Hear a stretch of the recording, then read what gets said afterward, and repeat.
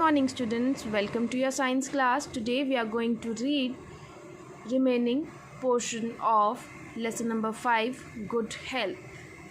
Preventing communicable disease. We know that disease mainly spread through touch, unclean water, insects, infected food and equipment. हमने mostly देखा है कि जो disease है वो स्प्रेड होती है टच से, अनक्लीन वाटर से, इंसेक्ट्स, इन्फेक्टेड फूड और इक्विपमेंट से. Maintaining good personal and community hygiene can help prevent communicable disease. अगर हम personal as well as community hygiene पे ध्यान देंगे तो हम कम्युनिकेबल डिजीज़ को स्प्रेड करने से प्रिवेंट कर सकते हैं. Clean water and food. आपको हमेशा क्लीन वाटर ही ड्रिंक करना चाहिए. उस वाटर को हमेशा आपको वही वाटर ड्रिंक करना चाहिए जो बॉयल हो, फिल्टर्ड हो और बाय क्लोरिनेटिंग भी हो सकता है.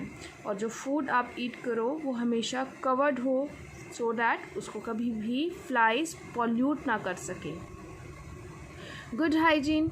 Minimise the contact with infected person और things used by them. Good hygiene के लिए आपको हमेशा ध्यान रखना चाहिए कि आप कोई भी पर्सन जो इन्फेक्टेड है उनसे कांटेक्ट में ना आए और उनका जो भी थिंग्स या जो भी बिलोंगिंग्स उनकी हैं उनको आप यूज़ ना करें. आपको जब भी स्नीजिंग और कफिंग की प्रॉब्लम होती है तो आपको अपना नोज़ और माउथ हमेशा हैंकरचीफ से कवर कर लेना चाहिए.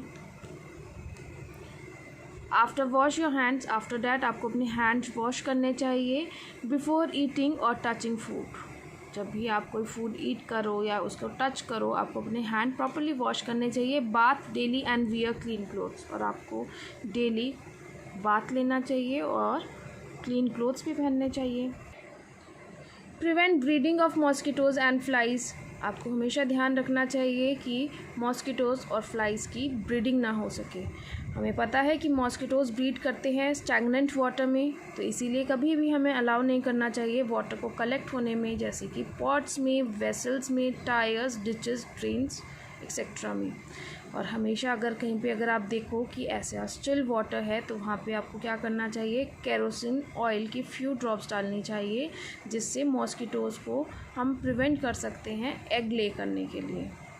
Flies need dirt and garbage. और हमें ये भी पता है कि जो फ्लाइज़ हैं उन्हें डर्ट और गार्बेज की नीड होती है ब्रीड करने के लिए. इसीलिए कभी भी हमें जो गार्बेज है उसे लिटर नहीं करना चाहिए. हमें अपने नेबरहुड को हमेशा क्लीन रखना चाहिए. Is it clear, students? Now see here, if a person is suffering from a communicable disease, all articles used by the patient should be kept separately and washed thoroughly with disinfectants. अगर हम देखें कि किसी person को communicable disease हुई है तो हमें उनके जो क्लोथ्स हैं उसे अलग से रखना चाहिए, सेपरेटली रखना चाहिए और उन्हें वॉश करना चाहिए थॉरोली विथ डिसइंफेक्टेंट से. Is it clear students?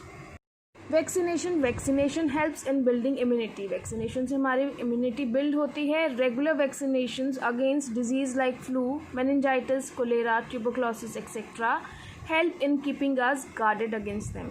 अगर रेगुलर वैक्सीनेशन हम लगवाते हैं फॉर फ्लू, मेनिंजाइटिस और इस तरह की डिजीज़ के लिए तो इससे क्या होते हैं कि हम इनके अगेंस्ट खुद को गार्ड कर लेते हैं.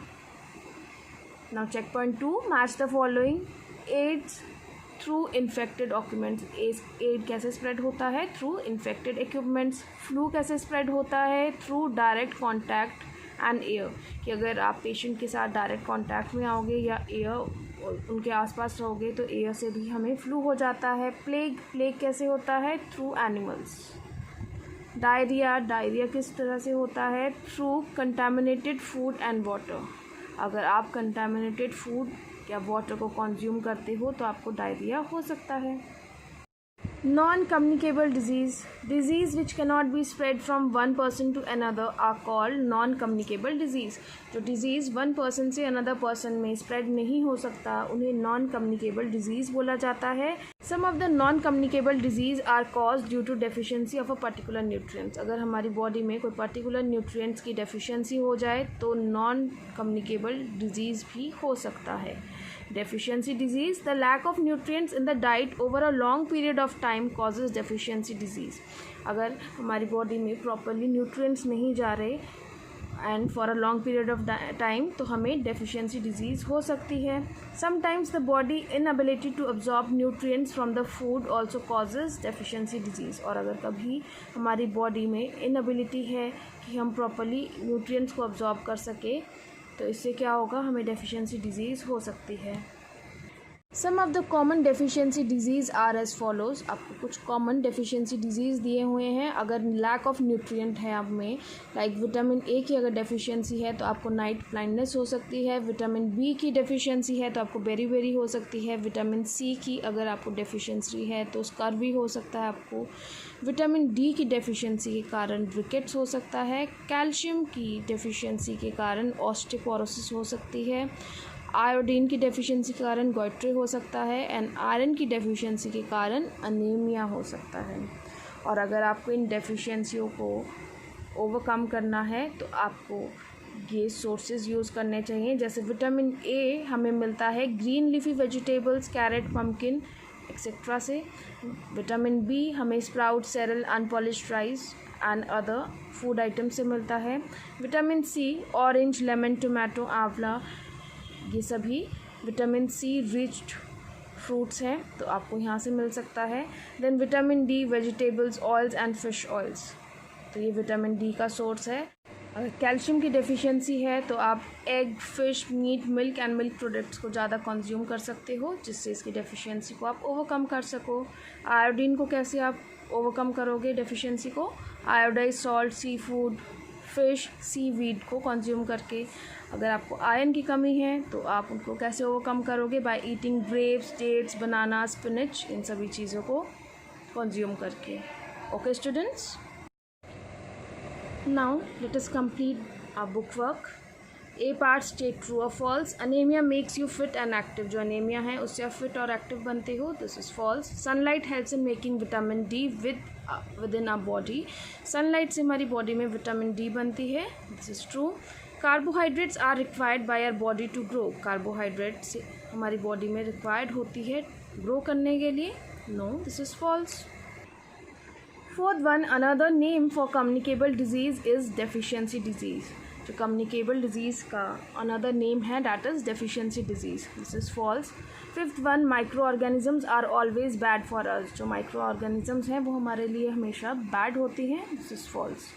B part, match the following food items with the correct components of food. आपको फूड आइटम्स को मैच करना है करेक्ट कंपोनेंट ऑफ फूड के साथ. जैसे कार्बोहाइड्रेट्स, कार्बोहाइड्रेट्स में क्या होते हैं, हमें कहाँ से मिलते हैं? फ्रूट से. विटामिन्स एंड मिनरल्स हमें कहाँ से मिलते हैं? वेजिटेबल्स, मिल्क, फ्रूट्स और लिवर से. फैट्स हमें कहाँ से मिलते हैं?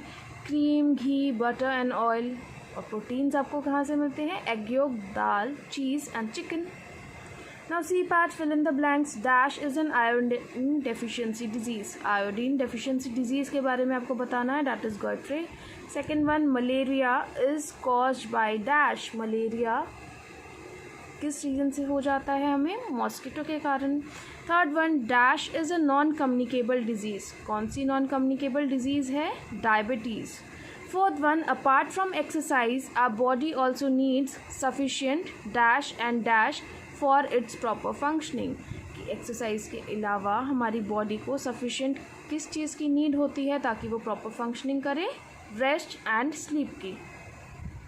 Now give two examples of each food items rich in vitamin A. आपको फूड आइटम्स के नेम बताने हैं जिसमें विटामिन ए होता है. Carrot and pumpkin. Foods that cause obesity. ऐसे फूड्स जो ओबेसिटी का रीज़न हो, that is pizza and burger. Third one, deficiency disease. आपको डेफिशिएंसी डिजीज़ के बारे में बताना है. Scurvy and rickets. Micro organisms कौन से होते हैं? Bacteria and virus. Ways of preventing communicable disease. आपको वेज बताने हैं ताकि आप प्रिवेंट कर सके कम्युनिकेबल डिजीज़ को. Good hygiene and vaccination. ये सभी क्या हैं? कम्युनिकेबल डिजीज़ को प्रिवेंट करने के वेज हैं. Okay students, so today we have completed lesson number 5, good health.